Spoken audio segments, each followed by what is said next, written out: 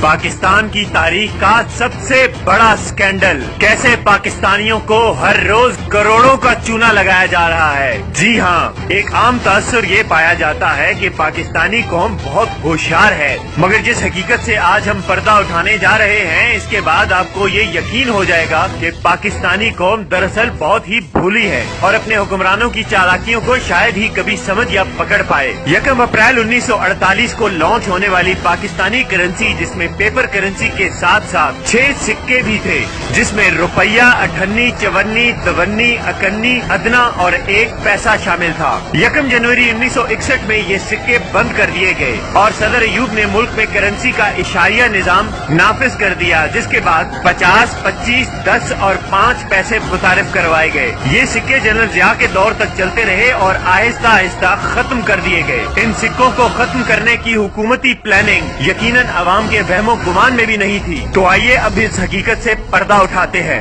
آپ نے شاید ہی کبھی نوٹس کیا ہو کہ حکومت جب پیٹرول، بجلی، گیس اور باقی اشیاء کی قیمتوں میں اضافہ کرتی ہے تو اس میں روپوں کے ساتھ ساتھ پیسوں کا بھی اضافہ کیا جاتا ہے۔ مثلاً پیٹرول کی قیمت میں 1 روپے 65 پیسے اضافہ کر دیا گیا، بجلی کی قیمت میں 1 روپے 28 پیسے اضافہ کر دیا گیا اور گیس کے نرخوں میں 62 پیسے اضافہ کر دیا گیا۔ سوال یہ ہے کہ جب ہماری کرنسی میں سب سے چھوٹا سکہ 1 روپے کا ہے تو پھر پیسوں میں اضافہ کیوں کیا جاتا ہے؟ ایک محتاط اندازے کے مطابق پاکستان میں روز 7 کروڑ لیٹر سے زیادہ پیٹرول فروخت کیا جاتا ہے۔ 75 روپے 20 پیسے، 60 روپے 80 پیسے یا 62 روپے 55 پیسے کی ادائیگی ممکن نہیں۔ تو اگر ہر صارف سے روز 80 پیسے، 20 پیسے، 50 پیسے یا 60 پیسے حاصل کیے جائیں تو یہ رقم روزانہ، ماہانہ اور سالانہ میں کروڑوں بلکہ اربوں میں پہنچ جاتی ہے۔ یہ وہ پیسہ ہے جو اتنی آسانی سے صارفین کی جیب سے نکالا جاتا ہے کہ انہیں پتہ بھی نہیں چلتا۔